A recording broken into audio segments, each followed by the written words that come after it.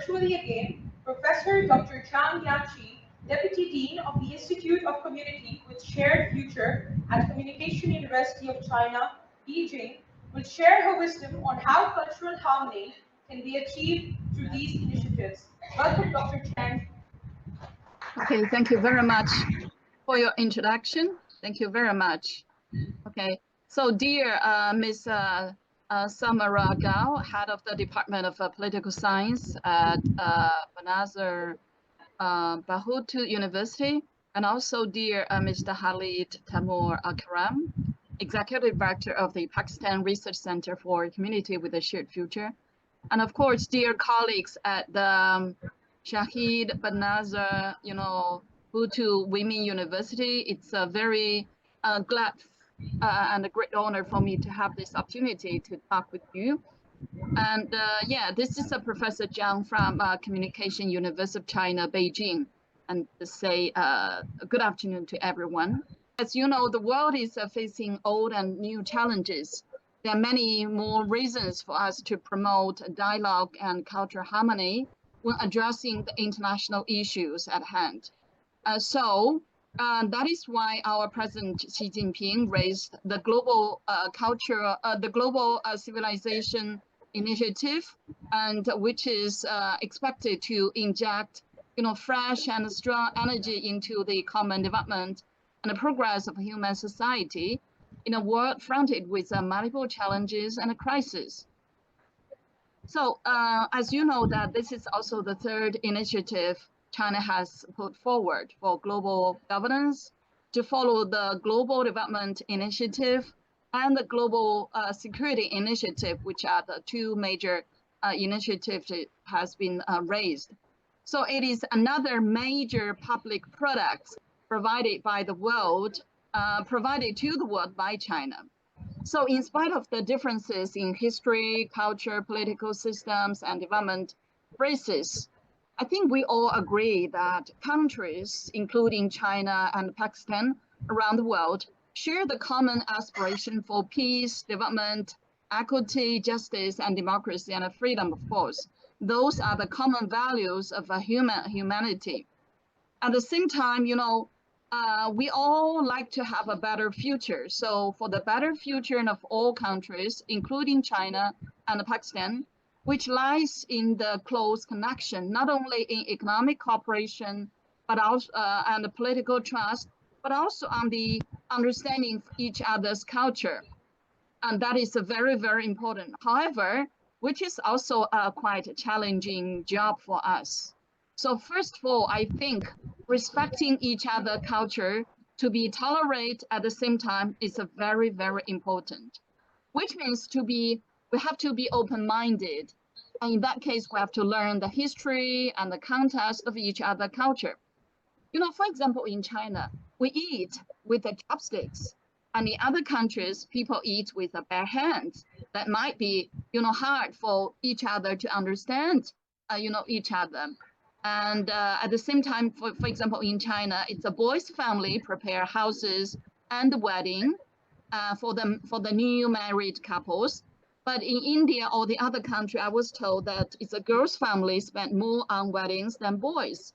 And also in Eastern countries, the aged parents live alone. In Asian culture, they are taken care of by younger generation. So I think nothing wrong with these cultural differences, but respect is the right choice for us.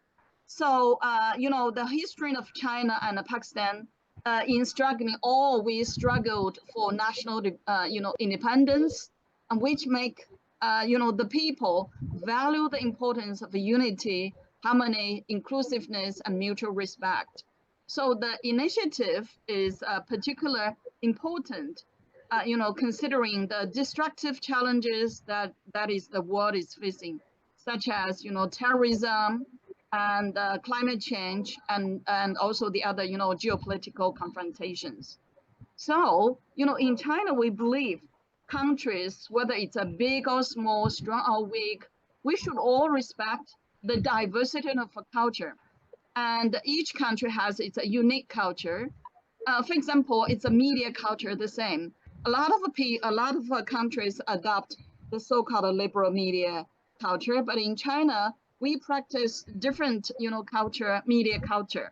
So which means it's a government-led culture, but it is, it is a foundation for China and also for the other countries to promote our national development. So I think, we have misunderstanding, we might have a dispute, but only by respecting the diversity of civilization, cultures, our systems, and the world will have a sound base on which we can build a lasting peace for the entire world. So we need to find the similarities at the same time between different cultures and value systems. And we are all human beings, and we have more in common than differences.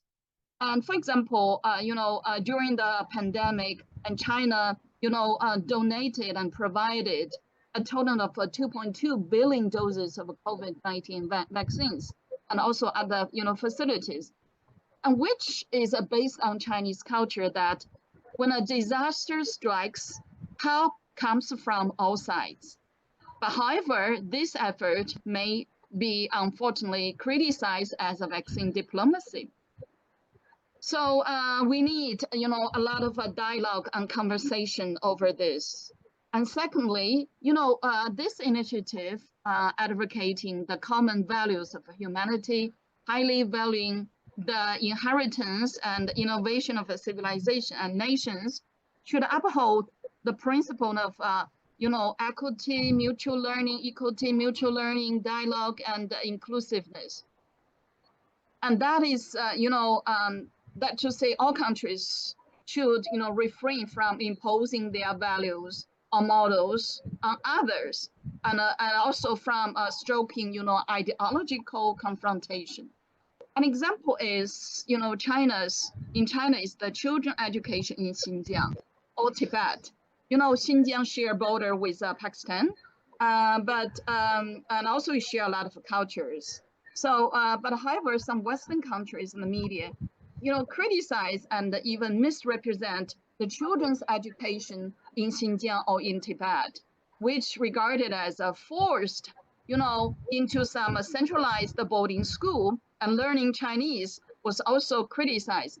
But according to my, research there, because I visited Xinjiang last month, I learned that Chinese official language is so important regarded by the children's parents.